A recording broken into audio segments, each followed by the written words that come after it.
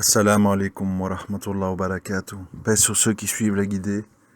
Paix et bénédiction sur le prophète sallallahu alayhi wa sallam, sur ses compagnons, ses amis, sa famille, ainsi que sur tous ceux qui le suivront de bonne foi jusqu'au jour du jugement.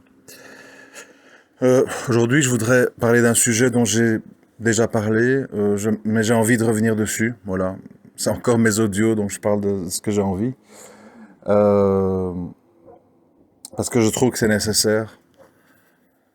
Moi, l'impression que j'ai, et c'est un sujet délicat, je vais vous dire pourquoi, parce que je dois aborder des questions que normalement, je ne peux pas aborder, parce que je ne suis pas un savant, donc normalement, je n'ai pas tous les outils pour expliquer convenablement certaines choses, mais je le fais parce que j'ai vraiment l'impression que chez les gens compétents, ça ne se fait pas.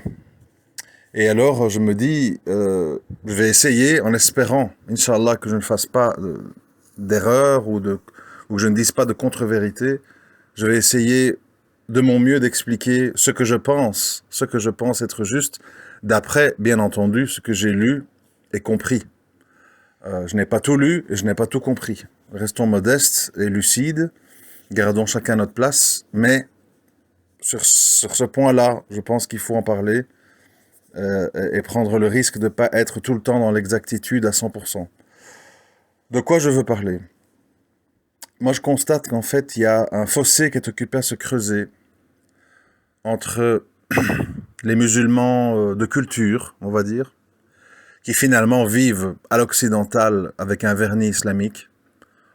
On fait le ramadan, si on craque pas, on fait la hakika, la circoncision du petit, on mange pas de porc, on boit pas d'alcool, et puis ça s'arrête plus ou moins là, dans le meilleur des cas, hein, soyons optimistes. Et les musulmans, fidèles aux sources, pratiquants, qui connaissent la sunna, etc., etc., il y a un fossé. Il y a un fossé qui se creuse. Et je pense qu'il se creuse parce qu'il y a un malentendu. Un malentendu que moi, je vois, mais certains me diront non parce que tu es converti, non parce que tu as un regard occidental sur les choses. Donc je sais, je connais les critiques, mais je ne peux parler qu'en mon nom. Je ne peux pas me transformer en quelqu'un d'autre. Je ne suis pas une femme, je ne suis pas un maghrébin, je ne suis pas un noir, je ne suis pas un chinois, etc. Et donc, moi, le malentendu que je vois, c'est qu'en fait, on nous demande implicitement de choisir entre ce qu'on appelle de nos jours, un petit peu couramment, le nouvel islam, cette espèce d'islam d'Ayman TR et d'autres, rien n'est mal, tout est bien, pardonnons tout, tu peux prier dans ton bain, tu peux prier couché, tu peux prier assis, tu peux prier... Enfin bon, vous voyez ce que je veux dire, j'aime pas rentrer dans les détails parce qu'on s'y perd. Cet islam en fait très laxiste qui, sous prétexte de tolérance et de gentillesse, défigure l'islam, le travestit. Mais il ne faut pas s'arrêter là. Parce que si on est un musulman sincère et véridique, on n'aime pas les deux extrêmes. Et on ne doit pas aimer non plus, selon moi, ce que j'appelle l'islam puritain, l'islam rigide, l'islam aveugle, l'islam utopique, l'islam mal compris. Alors qu'est-ce que j'appelle l'islam mal compris? Parce que je pense qu'il y a beaucoup de frères, même dans les frères de science, qui pensent bien faire mais qui font mal. Ils font mal pourquoi? Parce que je pense qu'ils ont lu peut-être beaucoup de livres, ils ont adhéré à telle ou telle vision, tel savant, telle tournure d'esprit, etc. Et ça les empêche à un moment donné de revenir à la base. Et cette base, c'est quoi? Et je pense qu'on pourrait tous se mettre d'accord là-dessus et réconcilier les gens réfractaires au puritanisme et les gens qui ne veulent pas qu'on défigure l'islam, à juste titre. C'est que quand on lit les récits prophétiques, on doit quand même en tirer des leçons. Il y a plusieurs leçons à en tirer. Enfin, un nombre innombrable, mais je n'ai ni la compétence, ni le temps de mentionner toutes les choses qu'il y a à retirer de positif. Je vais prendre certains éléments qui me semblent importants. Premier élément, il faut être attentif parce que c'est important pour vos vies, pour vos choix et pour votre vision de l'islam. Premièrement, la fameuse histoire du pacte de Hudaybiyah. Rappelez-vous, je simplifie, je raccourcis. C'est, voilà, quand des mécréants ont dit, voilà, il faut signer un pacte dans lequel on ne dit pas que tu es le messager d'Allah, on dit juste que tu es Mohammed. Sinon, si on reconnaît que tu es le messager d'Allah, ça veut dire que nous sommes des infidèles. On ne peut pas reconnaître ça. Dans lequel on stipule que si des Mécois s'enfuient de la Mecque vers Médine, tu nous les renvoies chez nous. Et si des Médinois s'enfuient vers la Mecque, tu ne les retiens pas. Suivi de, voilà, et bien sûr, tu signes en tant que Mohammed, pas en tant que messager d'Allah. Et à l'annonce de tout ça, pas mal de compagnons avaient déjà la main sur leur sabre, c'est inacceptable, c'est une insulte au messager d'Allah, etc. Et le prophète, sallam, il a accepté. Quelle est la leçon, selon ma vision des choses, ma compréhension des choses qui a tiré de là? Il y en a de beaucoup, mais une importante, c'est que le prophète, sallam, était un personnage pragmatique, réaliste, stratège, patient, et qui voyait au-delà des apparences, au-delà de l'immédiateté des choses. Donc, ça veut dire, puisque Allah subhanahu wa ta'ala nous dit, prenez exemple sur le messager, que nous aussi, on doit être comme ça. C'est-à-dire, nous devons être des musulmans réalistes, des musulmans stratèges, des musulmans patients, et des musulmans qui parfois doivent faire des choses qui semblent être un signe de faiblesse, alors que ce ne l'est pas. Et on verra avec le temps que ce n'était pas un signe de faiblesse, puisque le prophète sallam s'expliquera et dira « J'ai accepté cela, pourquoi ?» Parce que s'il y a des musulmans à la Mecque qui viennent et qu'on doit renvoyer, ils feront la prêche là-bas et ils feront des nouveaux convertis. Et si des Médinois veulent nous quitter pour la Mecque, tant mieux, ça veut dire que c'était des hypocrites qui faisaient semblant d'être avec nous et qui en fait avaient leur cœur à la Mecque. Donc, il avait bien fait. Il avait bien fait, bien évidemment. Alors ça, c'est la première chose. C'est pour ça que j'appelle toujours à l'hyper-réalisme, à tenir compte de tout, à ne pas se lancer à corps perdu dans ses émotions, dans les apparences, etc., etc. Ensuite, il y a d'innombrables récits, parfois insignifiants, parfois importants, qui démontrent en fait, j'ai réalisé ça avec le temps, que cette espèce d'islam dans lequel on est un petit peu christianisé, vous voyez, avec des grandes mosquées, des gros tapis, des gros climatiseurs, tout le monde habillé en blanc, la basilique, barakallahu fik, mon frère, ma sœur, machin. C'est pas l'islam des origines. C'est un islam embourgeoisé. Tout le monde débarque avec sa Mercedes et son charan à la mosquée. Moi, j'ai toujours eu un malaise avec ça. Je me suis dit, il y a quelque chose qui va pas, en fait. Ça me rappelle, en fait, parce que j'ai vécu, comme vous le savez, dans les années 90, enfin, pour être précis, en 97, aux États-Unis, une année. Et j'ai vu tout ça dans les églises évangéliques, là-bas, qu'il y en a à chaque coin de rue, quoi. Tout le monde débarque en grosse voiture. Hi, hello, oh, Jesus Christ, machin, bon. Et je me dis, en fait, on est dans le même truc, en fait. On est dans le même islam des apparats, du confort, des briques, des parkings, des voitures, des faux semblants, et une espèce d'islam puritain, comme ça, un peu mondain. Et je découvre, enfin, pas je découvre maintenant, j'ai découvert, mais ça se confirme avec le temps, que l'islam des origines est un islam de gens très simples. De gens très simples. C'est des gens qui élevaient des chameaux, donc, bon, ils faisaient leurs ablutions, mais ils devaient sentir un peu le chameau sur eux, c'est pas une odeur ragoûtante.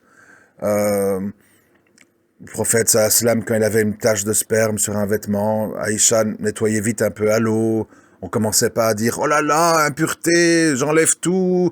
Bon, il y avait ce côté, en fait, simplificateur. Hein? Simplificateur. Dans la mosquée, il y avait des chiens qui traversaient la mosquée, personne jetait de l'eau derrière, ils allaient se coucher à l'ombre, ils dormaient là, puis Peut-être qu'au moment de la prière, on les éloignait, ça je ne sais pas. Mais enfin, pour dire que moi, l'impression que j'ai générale, par rapport aux odeurs, par rapport aux vêtements, on disait aux femmes, retardez, enfin, rallongez vos sous-joudes afin que les hommes aient le temps de se relever parce que ils ont des vêtements amples ou déchirés à cause de la pauvreté et vous risqueriez de voir leur partie intime, etc. Enfin, je ne vais pas vous faire la liste. Il y en a d'innombrables récits qui montrent en fait que les musulmans des origines, certainement qu'ils étaient proches d'Allah et très fidèles au message originel, parce qu'ils étaient des gens simples. Alors je ne dis pas que je ne suis pas occupé à dire, ouais mais quoi, t'es contre la science, moi j'ai étudié 15 ans à Médine, je ne fais que commencer à comprendre le début de la règle des ablutions. Bon, il y a des frères comme ça, hein. Bon, c'est bien, hein, si ça leur tripe, chacun fait son truc, hein, c'est pas le problème. Moi, mon problème que j'ai, c'est quand on veut uniformiser ça à tout le monde et dire, voilà, le bon musulman et le bon islam, c'est l'islam compliqué avec toutes sortes de règles qui dépendent de machin, parce que si, oui mais non, parce qu'il y a un hadith faible qui confirme, mais qui est peut-être à moitié fort, dans le cas où il confirme un fort. Alors les gens se perdent dans des discussions, et vous savez, moi ça fait plus de 25 ans que je suis dans cette Oumma, j'en ai vu de toutes les couleurs. Moi j'ai vu des frères s'insulter, se ne plus prier ensemble pour des histoires de est-ce qu'on s'arrête au feu rouge, est-ce que quand on fait une faute au football, on fait la loi du talion, est-ce qu'on prie derrière quelqu'un qui porte des Nike? Moi, j'ai vécu tout ça. C'est pas des blagues, hein, c'est des choses réelles. J'ai vécu tout ça. Et donc, à un moment donné, il faut vraiment... Moi, c'est le conseil que je vous donne. Ceux qui ont envie de me cracher à la figure, c'est un sale ignorant, on ne connaît pas l'arabe. C'est pas grave, c'est leur droit. Moi, je ne suis pas là pour les êtres humains depuis longtemps. Mais ceux qui pensent que je dis pas des bêtises, moi, je vous conseille vraiment une chose. Je vous conseille en fait de ne pas vous casser la tête sur toute une série de choses de l'ordre de la mondanité. Hein? Par contre, c'est là où je voudrais insister, nous devrions passer beaucoup plus de temps avec concentration sur d'autres choses que faisaient les premiers musulmans et que nous ne faisons pas. On est là à discutailler sur les pantalons, les chiens, les machins. Et puis, il y a les choses importantes qu'on ne fait pas. Je parle de quoi? Les premiers musulmans priaient et faisaient de nombreuses prières surérogatoires. Aujourd'hui, je serais bien curieux, à commencer par moi-même, de savoir qui fait des prières surérogatoires avant, après Dohr, avant, après la Asr, etc., etc., qui fait la prière de la nuit après l'Aïcha. Pas grand monde. Pas grand monde. Pourquoi? Parce que justement, on s'est perdu dans la technique. On s'est perdu dans la technique, on s'est perdu dans les jugements, on s'est perdu dans ce qui assèche un peu le cœur, et on s'est éloigné, en fait, la connexion avec Allah, à travers le dhikr, à travers la prière, à travers les prières surérogatoires, à travers la méditation, réfléchir, observer un paysage, être dans le silence, penser. Qu'est-ce que j'ai fait de mal dans mon passé? Qu'est-ce que je pourrais améliorer? Qu'est-ce que je crois que j'ai bien fait qui n'était pas bien? Etc., etc. Pourquoi j'ai eu tel et tel échec? Pourquoi j'ai eu telle et telle personne qui m'ont pas aimé, se sont devenus des ennemis au lieu de devenir des amis, etc., etc. Parce que bon, la nature humaine, elle est comme ça, hein. C'est-à-dire, moi j'ai tout bien fait, tout le monde est méchant, je vous dis pas ça pour vous, on est tous comme ça, moi aussi. On a toujours tendance, en fait, à dire mon père ceci, ma mère cela, ma belle-mère, mon beau-père. Et on oublie de voir, nous, comment on est. Je ne dis pas que dans tous les cas, voilà, on n'est pas victime d'injustice ou de choses qui sont injustes. Mais il faut essayer au moins de faire un examen de conscience. Et si les gens feraient ça, on aurait moins de disputes de famille, on aurait moins de divorces, on aurait moins d'enfants qui se dresseraient contre leurs parents, on aurait moins de parents qui se dresseraient contre leurs enfants, etc., etc. La technique, c'est bien. Bien sûr, le musulman doit être propre. Bien sûr, le musulman doit essayer d'appliquer la sunna. Parce que c'est un autre problème. Je fais une petite parenthèse rapide. Souvent, les gens répondent, quand on parle de ce sujet, moi, je suis un musulman sunnite et je suis la sunna du prophète sallallahu alayhi wa sallam. Le problème, c'est que tout le monde dit ça. Tous les courants disent ça, etc. Donc, on n'est pas très avancé. Alors, moi, ce que je comprends quand on dit sunna, c'est qu'on prend en compte tous les récits. Je dis bien tous les récits, et pas seulement ceux qui plaisent à notre façon d'être ou de penser. Je l'ai déjà dit souvent dans ces audios, les gens agressifs, ou qui sont revanchards, ou qui sont ex-détenus et compagnie, ils veulent l'aspect guerrier de l'islam. Les gens un petit peu poètes, passifs, féminisés, ils veulent l'aspect soufique des choses, etc., etc. Je ne vais pas multiplier les exemples, vous savez où je veux en venir. Moi, je pense vraiment que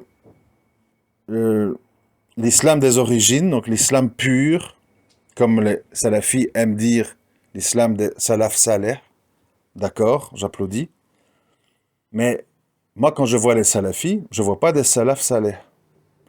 Je vois des gens rigides, des gens qui font les gros yeux, des gens qui, sur 40 minutes de discours, vont relever la phrase qui leur a pas plu, et tout le reste poubelle, etc., etc.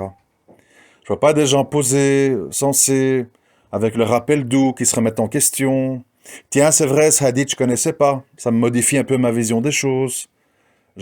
On m'avait beaucoup dit que ce hadith-là était vraiment très important sur ce sujet-là. Je savais pas qu'il y avait ça, ça, ça, ça.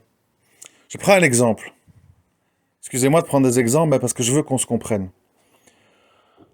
Récemment, très récemment, il y a quelques jours, je lis, j'essaie un petit peu de prendre du temps pour lire. J'aimerais tellement pouvoir faire plus de choses, mais bon. On n'est que des êtres humains avec nos faiblesses, nos manquements, mais on essaie de se battre, Inch'Allah, de notre mieux. Je lisais, dans l'école malikite, il est conseillé ou ordonné, je ne sais plus, de procéder à la circoncision des garçons entre 7 à 10 ans. Je suis tombé des nues, j'ai demandé confirmation autour de moi. Parce que moi, j'avais toujours entendu, le 7e jour, etc., etc. Et, et alors, je me dis, mais enfin, c'est pas normal qu'on me l'a jamais dit. C'est pas normal qu'on ne dit pas, il y a divergence, telle école dit ça, telle école dit ça. Pour dire, il y a plusieurs solutions. Pourquoi c'est important? Parce que ça n'enferme pas les gens dans une rigidité. Ça leur montre que l'islam, bien sûr pas sur la croyance, mais dans la jurisprudence, tous ces aspects-là, il y a plusieurs chemins. Il y a plusieurs chemins. C'est comme dans la façon de se tenir pendant la prière, etc. Même si c'est vrai, je sais, qu'il est de bon ton de se conformer à l'école juridique majoritaire de là où on habite. Voilà. Mais, moi j'ai écrit dans mon Twitter, je vous encourage à un peu vous informer sur les écoles juridiques, donc Malikite, Shafiite, Hanbalite et Hanafite, parce que on se rend compte en fait justement que l'islam c'est large, que l'islam, des grands savants qui valent mieux que vous et moi réunis, qui ont consacré toute leur vie à voyager, à apprendre des hadiths, à réfléchir, à écrire, enfin des sommités, n'ont pas été d'accord entre eux. N'ont pas été d'accord entre eux parce que chacun venait avec des preuves. Ce qui signifie qu'en islam, on peut très bien être conforme à l'islam des origines, au prophète, à ce que le prophète sallam a dit et fait, mais en ayant compris les choses d'une certaine manière. Un autre exemple, je lisais toujours dans l'école malikite, que, bon, après c'est compliqué, parce que quand on rentre dans les détails avec les frères, ça se complique, mais bon, en surface, voilà, qu'il n'était pas conseillé de porter le niqab pour les femmes, surtout en Occident, puisque c'était un barrage à la dawa et ça attirait le regard sur soi, mais que si on était une femme très belle et qu'on vivait dans un endroit de grande fitna avec des pervers, des violeurs, etc., et qu'on jugeait que c'était un rempart, une protection, c'était à ce moment-là toléré. Bon. Alors j'en parle avec un frère qui me dit oui, mais la vie majoritaire c'est obligatoire, mais l'imam Ibn Hajar Nawawi, Ahmed, ils ont dit que non. Donc moi je me dis, si ces grands savants-là, on parle pas de n'importe qui, Nawawi, l'imam Ahmed, Ibn Hajar, si eux, ils ont dit, ils ont eu des avis divergents, je me dis, nous, qui sommes-nous pour dire, comme ça, avec légèreté, c'est obligatoire, c'est pas obligatoire. La réalité, quand on fait un petit peu la somme de tout ça et qu'on parle avec des gens sensés, c'est que c'est un petit peu à l'appréciation de chacun. Ça veut dire quoi? Si tu es dans un endroit où tout le monde porte le niqab, et où tu vas sembler être une fille légère, parce que tu n'as que le hijab, bien, même si c'est pas obligatoire, il est peut-être mieux de le mettre, pour éviter des commentaires, des malentendus. Si tu es dans un endroit où, déjà, les femmes en hijab sont mal vues, inutile d'en rajouter avec des niqabs et des sitars qui ne sont pas obligatoires, et ainsi de suite. Donc chaque fois que je prends un sujet et que je commence à creuser, je me rends compte que l'islam est large, que l'islam offre des solutions et que souvent c'est des solutions de bon sens. Le problème, c'est que les gens sectaires qui défendent leur école, leur vision, deviennent tout doucement des dictatures et ça amène à quelle conséquence? C'est que les gens ne s'aiment plus. Les gens ne s'aiment plus, les gens se jugent les uns les autres, les gens se rabaissent et les gens font des complexes aussi parce que voilà, certains ne sont pas capables d'endurer l'épreuve de porter un hijab ou un niqab, etc., etc. Et ça commence alors évidemment à partir dans tous les sens, comme on voit aujourd'hui. Il vaut mieux dire aux gens, voilà, par rapport à ce sujet, il y a telle et telle solution, dans tel et tel contexte. Regarde quel est ton contexte, regarde qui tu es, comment tu vis, où tu vis.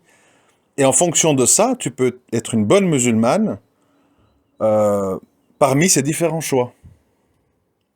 Etc., etc. Je ne peux pas multiplier plein d'exemples parce que ça prendrait trop de temps. Mais vous voyez le modus operandi. Et moi, je pense vraiment qu'on perdrait moins de gens et qu'on serait moins comme ça,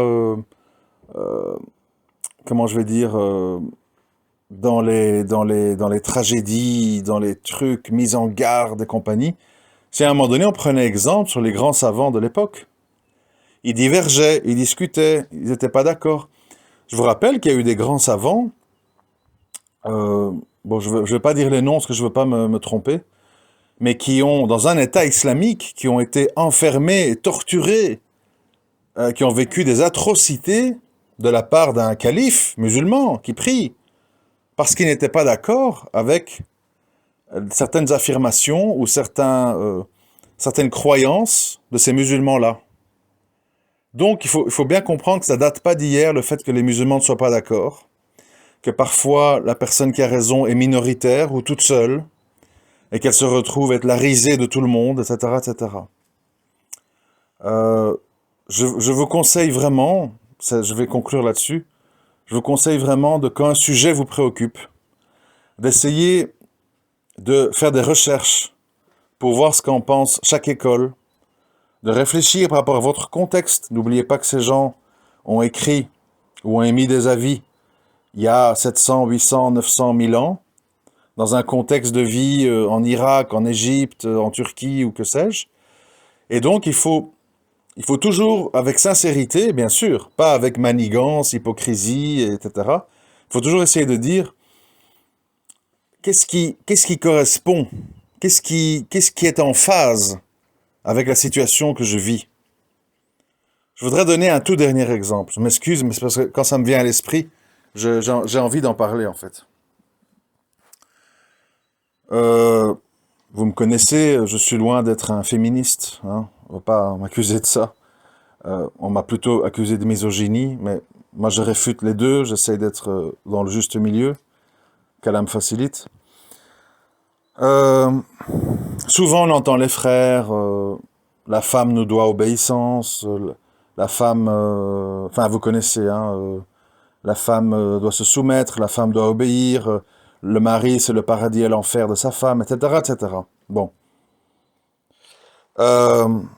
Tout ça c'est très bien, il n'y a pas de souci.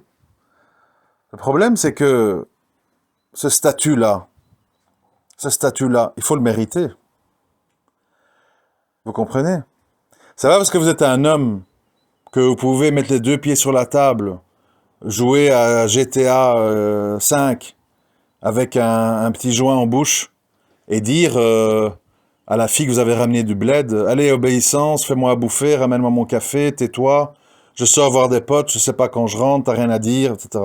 Non, non, non, non, c'est pas ça l'islam. C'est pas ça l'islam. Ça, c'est le maghrébinisme ou le machisme, c'est autre chose. L'islam, c'est autre chose. L'islam, c'est un mari présent quand sa femme a besoin de lui parler, qui l'écoute. C'est la sagesse, c'est-à-dire qu'on doit contrebalancer les émotions féminines, ne pas rentrer nous-mêmes dans les émotions, ou pire, la violence. C'est la tolérance, c'est des côtes recourbées, etc. C'est un peu comme des enfants, etc. C'est offrir une sécurité émotionnelle, matérielle, économique. C'est tout ça. Et c'est dans ce cas de figure-là qu'une femme sera apte à donner son statut à l'homme. C'est trop facile, il faut qu'on soit tous honnêtes, mes frères. C'est trop facile de vivre un peu, vous voyez le schéma qu'on connaît, hein, qui est très présent dans les cités, etc. De vivre comme ça, je sors, je vois des potes, je rentre après le match de foot, je me fais un petit jeu vidéo, puis je vois le... Bon, vous voyez comment ça se passe. Et puis, donner des ordres à sa femme. Et ceci, et cela. Ah, si tu te refuses, les gens, je te maudis, et compagnie. Une femme, c'est pas un esclave, c'est pas un bout de bois, c'est pas un robot. Une femme, c'est un être humain, avec des émotions, avec des waswas, avec des doutes, avec des complexes. Il faut tenir compte de tout ça. Et il faut mériter ce respect, cette soumission, cette obéissance qu'elle vous donne. C'est pas comme ça... ou bien achetez-vous un robot, une poupée gonflable, ça sera plus facile. Il faut être honnête, hein. Moi, j'ai horreur de la malhonnêteté, en fait, même quand c'est contre moi-même. Moi, souvent, je me reprends. Je dis, oui, là t'exagères. Elle a fait ça, ça, ça, ça, et en plus, tu demandes ça. Il y a un déséquilibre, là, calmos. Voilà. Moi, je vous ai toujours dit, hein, je vous parle, mais je me parle à moi-même en premier lieu.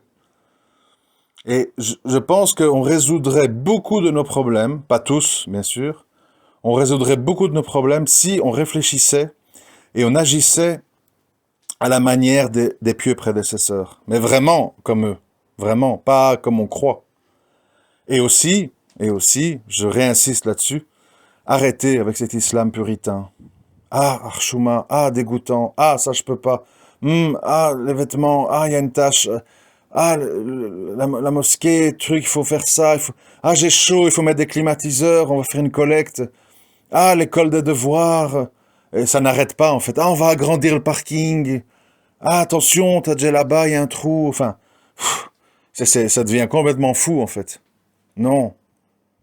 Remplacez ça par une riche relation avec Allah, beaucoup de prières, beaucoup d'œuvres surérogatoires, beaucoup de visites aux malades, beaucoup de visites aux prisonniers, beaucoup d'aumônes, beaucoup de jeûnes, beaucoup de dhikr, et laissez un peu de côté tout ce côté en fait mondain, dans lequel les musulmans se perdent totalement et se rendent pas compte qu'à un moment donné, ils sont ridicules, tout simplement. À un moment donné, c'est ridicule. Je m'excuse, mais c'est comme ça. Parce que finalement, cette affaire, c'est une affaire de relation entre soi et Allah. Bien sûr, il y a une Ummah. Mais une Ummah, c'est divers. Moi, souvent, je me dis, subhanallah, les frères qui sont mécaniciens, qui sont éleveurs d'animaux, agriculteurs, éleveurs de chameaux, que sais-je, moi, plein de boulots un peu sales, ou un peu, où il y a des odeurs, ou que sais-je. On dirait que ça n'existe pas, en fait. Tu vois, on dirait que tout le monde sort comme ça d'un œuf tout blanc, avec une belle barre peignée, un camis tout blanc, on sent le muscle, on flotte, on arrive à la mosquée dans sa Mercedes, on monte, salam alaikum, wa alaikum salam, bon. Et on a l'impression, en fait, on est vraiment loin du compte, en fait. Et les gens croient bien faire, hein. Moi, je conteste pas le fait qu'ils croient bien faire. Ils croient que c'est ça. Et vraiment, je crois pas que c'est ça. Moi, je crois que l'islam, c'est la simplicité, c'est le sourire, c'est la solidarité, c'est la simplicité, c'est bien sûr, hein, être propre, être ceci, s'organiser, tout ça, c'est bien. Mais pas que ça devienne le leitmotiv numéro un. Parce que moi, j'ai toujours peur de dire les choses. Ah, mon frère, t'as osé dire ça. Oui, mais toi, t'as dit ça. Non, je comprends tout le monde, mais je voudrais quand même à un moment donné replacer les choses à leur juste place, s'il y a moyen. Bon, je vais m'arrêter ici, parce que sinon c'est trop long, et alors je vous perds. J'espère que ça a pu vous apporter quelque chose. Moi, c'est important, en tout cas. C'est un sujet que je trouve vraiment important. Euh, c'est un sujet qui devrait être plus exposé par des frères de science, pour expliquer ça avec des meilleurs exemples que moi, avec plus de références religieuses, etc. Moi, je le fais modestement. J'espère ne pas faire d'erreur, mais c'est mon ressenti par rapport à mes lectures et mon évolution en tant que musulman. Assalamu alaikum wa rahmatullahi wa barakatuh.